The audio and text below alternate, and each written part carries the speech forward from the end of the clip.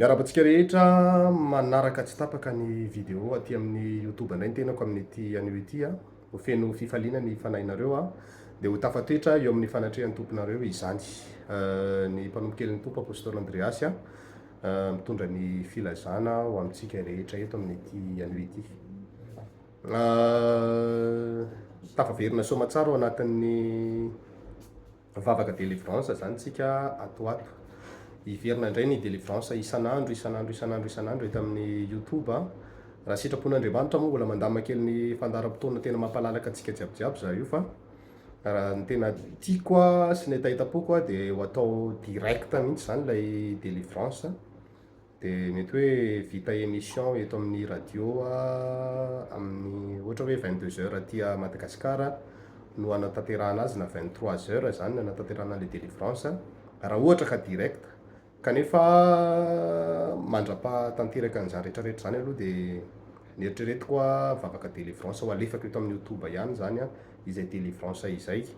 Dia araka nefa fataoko a aty amin'ny onjam-peo aty à Madagasikara dia afaka mandefa message zany ianareo a hoe inona no etaetaponareo a, inona ny zavatra tianareo entina ambavaka, alefanareo message fotsiny a, na SMS vocal ihany koa alefanareo amin'ilay numéro téléphone izay hotononiko manaraka eo a. Dia arakaraka an'izay ihany koa ahafahako manampy an'ilay vavaka délivrance satria tsapanay mpanompon'Andriamanitra hoe mila fanohanana antsika. Satria tsy araka raha ohatra ka ifampiantso, atsona indray dia atsona indray dia atsona indray dia atsona daholo antsika rehetrarehetra na ny province-ny Madagasikara zany na ny any ampitan-dranomasina.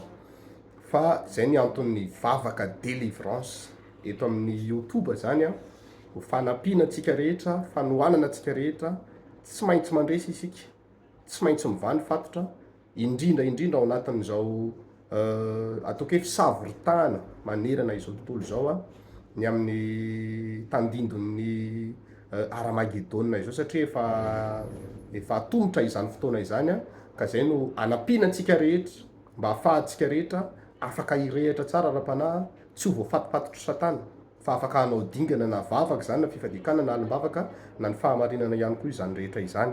Ka dia samihara miomana isika ny amin'izay vavaka délivrance eto amin'ny YouTube izay. Atomboko araka izay namangin'Andriamanitra aloha zany ny délivrance voalohany a. Dia aorianan'izay zany a afaka mandefa SMS nareo a amin'ny laharana tarby. Soratako amin'ny description ihany ny numéro téléphone na imo zany a na WhatsApp zany a, afaka andefasanareo a SMS avokoa zany a ny amin'izay fitondrana mambavaka sy etaetaponareo manokana ny amin'izany rehetra izany. Fa ovakiko ihany ny laharana tarby a ahafahanareo mandefa an'izay fangataham-bavaka izay dia ny 032 56 443 48 032 56 443 48 na ny 033 91 711 66 033 91 766 farany a ny 034 92 543 76 034 92 543 76. Ireo ny laharana tarbiako reo a ahafahanao mifandray amiko mivantana, aza misalasala miantso a, aza misalasala ihany koa mandefa an'izay fangataham-bavaka izay a, hanampy anao a amin'izao vanim-potoana farany izao.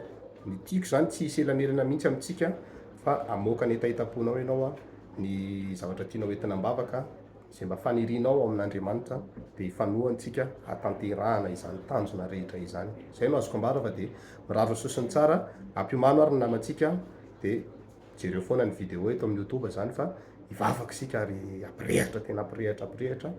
Aleo rombotra satana fa tsy maninona izany fa isika tsy maintsy mandresy. Ten'Andriamanitra daholo tompoko.